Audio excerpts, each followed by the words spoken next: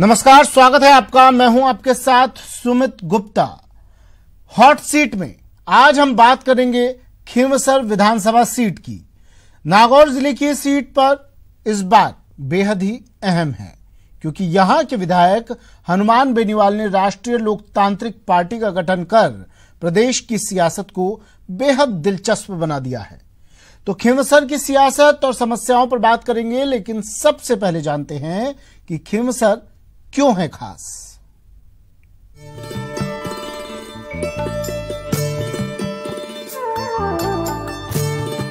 राजस्थान के पश्चिमी भाग में बसा खींवसर पहले अस्थि ग्राम के नाम से जाना जाता था।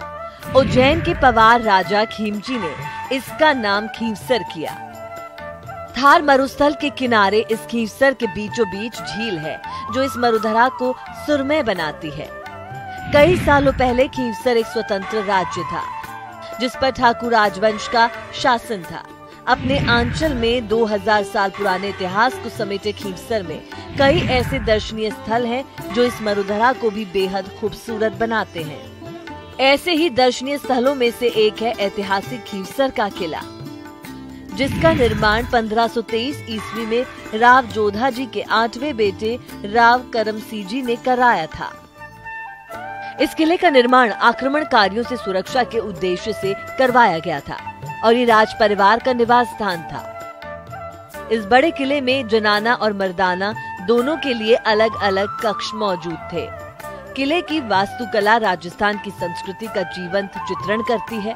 इसकी भव्यता और शानदार डिजाइन के कारण इसे भारत सरकार के पर्यटन विभाग ने उत्कृष्टता के लिए ग्रैंड हेरिटेज अवार्ड का सम्मान दिया है। वर्तमान में इस किले के एक विशेष भाग को हेरिटेज होटल में बदल दिया गया है और बाकी के हिस्से में आज भी खींवसर का शाही परिवार रहता है। पर्यटकों का स्वागत करने के लिए यहाँ करीब 50 किस्मों के पक्षी हैं, जो कि किले की भव्यता और आकर्षण में चार चांद लगाते हैं। लंबे रास्ते और गलियारों में योद्धाओं, खंडहर, अस्तबल और राजसी टावर है। साथ ही योद्धाओं और संतरियों की याद में अभी भी बंदूकें और तोप संरक्षित हैं। वहीं खींवसर का ओसियान कई सारे हिंदू और जैन मंदिरों के लिए जाना जाता है। इसके अलावा स्वर्णिम रेत के टीलों में ऊंट सफारी का अपना एक अलग ही आनंद है। न्यूज 18 के लिए खींवसर से सहयोगी महेंद्र बिश्नोई के साथ अभिजीत दवे की रिपोर्ट। खींवसर विधानसभा सीट पर मुकाबला खासा रोचक हो रहा है। लगातार 2 बार के विधायक हनुमान बेनीवाल को घेरने के लिए कांग्रेस ने इस बार रिटायर्ड डीआईजी सवाई सिंह चौधरी पर दांव खेला है, तो भाजपा ने नागौर शहर के अध्यक्ष रामचंद्र उत्ता को मैदान में उतारा है। 180 किलोमीटर लंबे विधानसभा क्षेत्र में चुनाव प्रचार पूरे शबाब पर है। हनुमान बेनीवाल नामांकन दाखिल करने के बाद सिर्फ एक चुनावी सभा कर पाए हैं। बाकी का सारा वक्त वो प्रदेश में दूसरी सीटों को दे रहे हैं और आरएलपी उम्मीदवारों के पक्ष में प्रचार कर रहे हैं। खींवसर विधानसभा सीट प्रदेश की हॉट सीटों में शुमार हो चुकी है। देश प्रदेश के लोगों की निगाहें इस सीट पर टिकी हुई हैं और निगाहें इसलिए टिकी हैं क्योंकि यहां से चुनाव लड़ रहे एक उम्मीदवार ने खुद को मुख्यमंत्री के तौर पर पेश करने की कोशिश की है। नई पार्टी बनाई है। जी, हम जिक्र कर रहे हैं हनुमान बेनीवाल का, जो तीसरी बार जीत के इरादे से खींवसर में चुनाव लड़ने जा रहे हैं। कांग्रेस ने उनके सामने सवाई सिंह चौधरी को मैदान में उतारा है, तो बीजेपी ने रामचंद्र उत्ता को। लेकिन बीजेपी को मुकाबले में आने के लिए कड़ा संघर्ष करना पड़ रहा है। सीधी टक्कर फिलहाल यहां पर कांग्रेस और हनुमान बेनीवाल के बीच बताई जा रही है। जहां तक हनुमान बेनीवाल के विरोधियों की बात है, तो उनके सामने अब तक 2 चुनाव लड़ चुके दुर्ग सिंह खींवसर इस बार मुकाबले से बाहर हैं। उन्होंने आखिरी वक्त पर बीजेपी उम्मीदवार रामचंद्र उत्ता को समर्थन दे दिया है और अपना नाम वापस ले लिया है।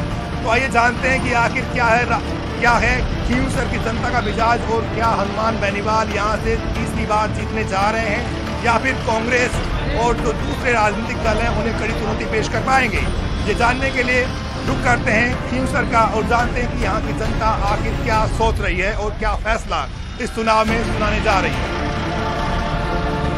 ये हनुमान बेनीवाल के जोशीले कार्यकर्ता हैं जो उन्हें अपना भगवान मानते हैं और इस चुनाव में इन्हीं युवाओं के दम पर हनुमान बेनीवाल मुख्यमंत्री बनने का सपना देख रहे हैं। क्या लग रहा है हनुमान का इस चुनाव में? जीतेंगे कुत्ता।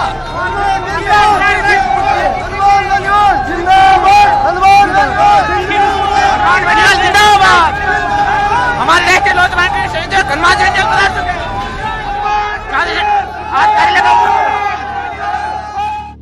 हनुमान बेनीवाल की सबसे बड़ी ताकत खींवसर का किसान है, जिसकी आवाज वो विधानसभा से लेकर के और यहाँ के सरकारी दफ्तरों के सामने उठाते रहे हैं और यही किसान उनके मंच की शोभा बढ़ाते हैं। आप देख सकते हैं कि मंच का नजारा देखिएगा, साफे वाले किसान जो हैं वो जमे हुए हैं।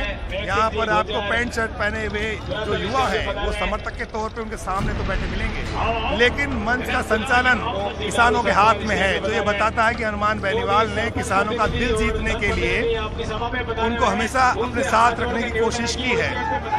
हनुमान के समर्थकों को संभाल पाना कोई आसान नहीं है, क्योंकि युवा जोश है, नया खून है और नई जवानी है, और इसी जवानी की नई रवानी इस चुनाव में खींवसर में हनुमान बेनीवाल को दूसरों पर भारी पड़ते आप देख सकते हैं।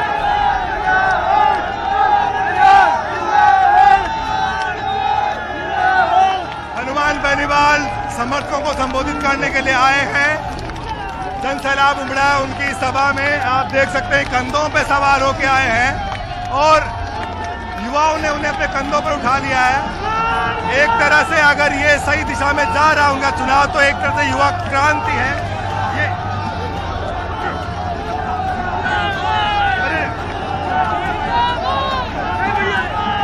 बेनीवाल के जो समर्थक हैं उनका जोश, उनका उत्साह देखते ही बनता है। ये अपार उत्साह अगर सही दिशा में जा रहा है तो हनुमान बेनीवाल खींवसर में तीसरी बार चुनाव जीत जाएंगे, और अगर ये सही दिशा में नहीं गया तो फिर उनके लिए बहुत मुश्किलें हो जाएंगी। यहाँ पर हनुमान बेनीवाल जनता का आभार जता रहे हैं, शुक्रिया अदा कर रहे हैं इस जन समर्थन के लिए। एक आंधी लगती है यहाँ पर खींवसर में, उनके समर्थकों का अपार जोश देख करके कोई भी आप जज्बाती हो सकते हैं, क्योंकि इतना जोश पिछले कई दशक में राजस्थान में किसी नेता के लिए नहीं देखा गया जैसा कि यहाँ खींवसर में नजर आता है। और इस बार जो है यहाँ के युवा, यहाँ के बुजुर्ग, यहाँ के किसान हनुमान बेनीवाल में मुख्यमंत्री का चेहरा देख रहे हैं।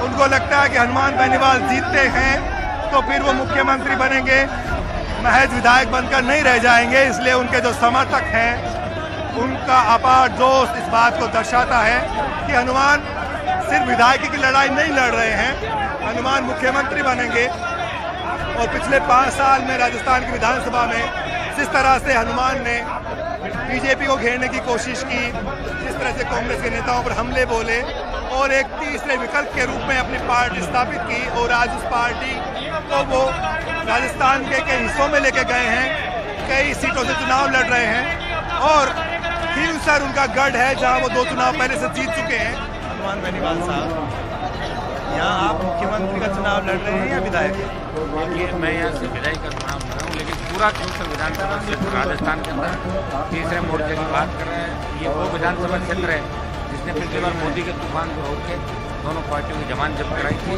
और अब की बार इन्होंने गारंटी ली है कि हनुमान जी आप राजस्थान संभालो, ये इलाका हम संभालेंगे।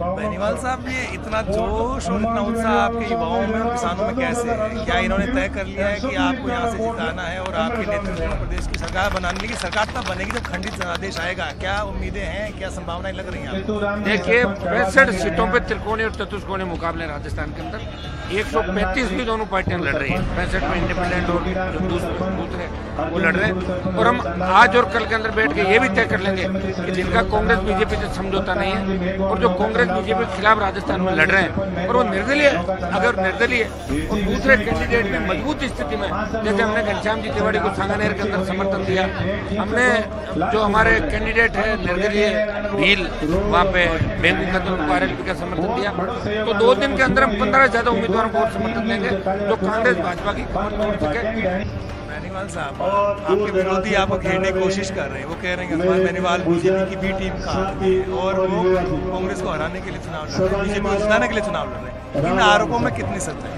देखिए, कांग्रेस तो कह रही है कि मैं बीजेपी की बी टीम हूँ और वसुंधरा कह रही है कि मैं कांग्रेस की बी टीम हूँ।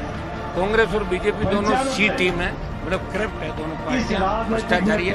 मैंने तो परिवर्तन का आगाज किया इसका नतीजा जल्दी निकलेगा। हमें झंडा और चिन्ह थोड़ा लेट मिला। अगर 6 महीने पहले ये कार्यक्रम हो जाता तो अभी तस्वीर दूसरी नजर आती, लेकिन फिर भी राजस्थान की तस्वीर और तस्वीर, राजस्थान का जवान बदलेगा। और इस बार उन सारी जो भ्रांतियां हैं कि तीसरा मोर्चा नहीं बन सकता, ये राजस्थान के अंदर बढ़ेगा। लोकसभा चुनाव भी ये सेमीफाइनल है, फाइनल होंगे। और पंचायत समिति, जिला परिषद, जो नगर पालिकाओं के चुनाव होंगे, तो सबसे ज्यादा नौजवान राजस्थान के अंदर पालिकाओं और पंचायतों में नेतृत्व करेंगे। नौजवानों ने पकड़ लिया, पकड़ना सीखा, छोड़ना नहीं सीखा। अब इन्होंने आरएलपी का झंडा पकड़ लिया। ये छोटा पौधा जो हमने लगाया है, ये वट वृक्ष बनेगा और राजस्थान की तकदीर यहाँ का जवान तय करेगा। साहब, विरोधी ये भी कहते हैं कि इतना पैसा, इतने संसाधन हनुमान जी झोंक रहे हैं, हेलीकॉप्टर उड़ा रहे हैं, ये पैसा उन्हें कौन दे रहा है? जनता जानना चाहती है। अभी तो हेलीकॉप्टर उड़ाएगा, मेरे पास तो पैसों की तंगी की वजह से हेलीकॉप्टर नहीं ला पा रहा हूँ। पैसे ही तो नहीं है मेरे पास। अगर होते तो मैं हेलीकॉप्टर कभी का उड़ा देता। ये तो मेरे भाई इधर उधर से जो अकाउंट खोला है, कोई छोटी मोटी मदद करके हम 5-7 दिन हेलीकॉप्टर उड़ा पाएंगे। पैसा नहीं है हमारे पास। पैसा होता तो राजस्थान के कोने कोने के अंदर हेलीकॉप्टर घूमता। ये भाइयों का ही सहयोग है, रैलियां भी कर रहे हैं, आशीर्वाद भी दे रहे हैं, और ये चुनाव भी यही लड़ा रहे हैं। और सारे चुनाव इन्होंने ही लड़ाए, यही तय करते हैं, यही सारा सिस्टम करते हैं। और हनुमान बेनीवाल इनको धोखा नहीं देगा, राजस्थान को नए विकास का आयाम देगा। कांग्रेस बीजेपी के गठजोड़ को तोड़ेगा और नया किसानों का राज राजस्थान में। आपका मुकाबला किससे है यहाँ पर? आपके सामने टक्कर किसकी है? कोई लड़ पा रहा है या आपको लगता है कि आपके लिए मैदान खाली है? यहाँ कौन सी जगह है? खींवसर में। देखिए, मुकाबला तो आप खुद देख लो। यहाँ प्रत्येक व्यक्ति हनुमान बेनीवाल बन के लड़ाई लड़ रहा है। 36 कौम का नौजवान, 36 कौम का किसान, दलित, मुसलमान इस बार पूरी मदद मुझे चुनाव करेगा। आपके विरोधी ये भी कह रहे हैं कि अमित शाह से जो हनुमान बेनीवाल मिले हुए हैं और बीजेपी की सीटें कम पड़ी तो हनुमान बेनीवाल का समर्थन लेकर के बीजेपी सरकार बना लेगी। कतई नहीं। बीजेपी कांग्रेस दोनों को समर्थन मिलेगा। और मैंने तो अभी अमित शाह को देखा ही नहीं कभी आज तक। मैं दिल्ली नहीं गया, मिला कहाँ से? अगर मैं मिलता तो बहुत पहले मिल जाता, जैसे दूसरे नेता मिले थे हमारे बड़े बड़े नेता। कोई कांग्रेस में मिल गया, कोई भाजपा के अंदर। मैंने पार्टी बनाई है, इनको वचन दिया कि 18 में नए झंडे के बीच में आऊंगा। परिणाम कुछ भी हो, लड़ाई मेरी राजस्थान के अंदर जबरदस्त है और ऐसी लड़ाई कोई लड़ नहीं सकता। हमारे बहुत किसान नेता हुए, लेकिन खुद की पार्टी और खुद का झंडा लेके कोई भी नहीं आया। कोई दिल्ली का झंडा लेके आते थे, कोई दूसरा लेके आते थे। मैं इन लोगों को धोखा नहीं दे सकता। चुनाव के अंदर हार जीत भी चलती है। हो सकता है कि हमारी पार्टी का रिजल्ट राजस्थान में क्या रहता है क्या नहीं रहता, ये तो 7 तारीख को पता लगेगा। लेकिन ये तय है, आरएलपी बहुत आगे बढ़ेगी। सबसे बड़ा तीसरा दल जो होगा राजस्थान में वो आरएलपी है, ये तो निश्चित हो गया। तो आरएलपी बड़ा दल होगा, 25 बार भी कर सकता है, 30 बार भी कर सकता है। और हम पूरी कोशिश करेंगे, प्रयास करेंगे कि इस पौधे को हम राजस्थान के अंदर वट बनाए। ये राजस्थान के जवानों के साथ। ये थे राष्ट्रीय लोकतांत्रिक पार्टी के अध्यक्ष और खींवसर से आरएलपी उम्मीदवार हनुमान बेनीवाल, जो अपनी जीत के प्रति कॉन्फिडेंट नजर आते हैं। और उनका कहना है कि इस बार जो भी सरकार राजस्थान में बनेगी वो उनके सहयोग के बिना नहीं बनेगी। हनुमान बेनीवाल अब यहाँ पर जनसभा को संबोधित करने के लिए खड़े हो रहे हैं। जैसे ही वो खड़े होते हैं, युवाओं का जोश एकदम से बढ़ जाता है। हमारे उम्मीदवार राजस्थान के अंदर चुनाव लड़ रहे हैं। मैंने गठबंधन का प्रयास किया था। मैं ये चाहता था कि ये लड़ाई अंतिम लड़ाई हो।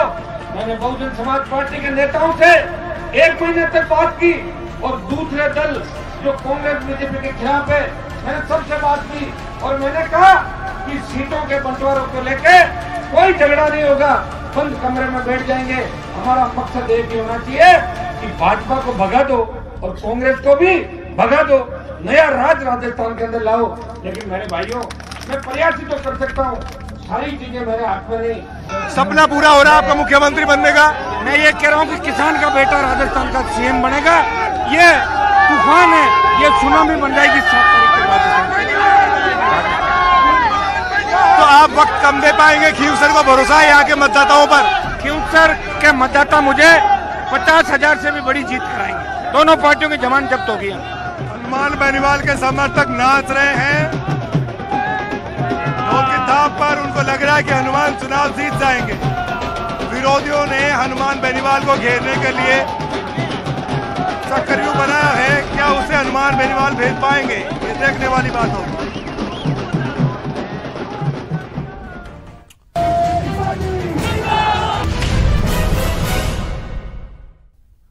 और हम बात कर रहे हैं हॉट सीट खींवसर की। हनुमान बेनीवाल के मुकाबले में खींवसर से चुनाव लड़ रहे दोनों ही चेहरे नए हैं। सवाई सिंह चौधरी और रामचंद्र उत्ता पहली बार चुनावी मैदान में हैं। दोनों मुकाबले को त्रिकोणीय बनाने की कोशिश कर रहे हैं। वहीं हनुमान बेनीवाल की सगी भतीजी भी चाचा के विजयी अभियान को थामने के लिए गांव-गांव जनसंपर्क कर मतदाताओं से वोट की अपील कर रही हैं।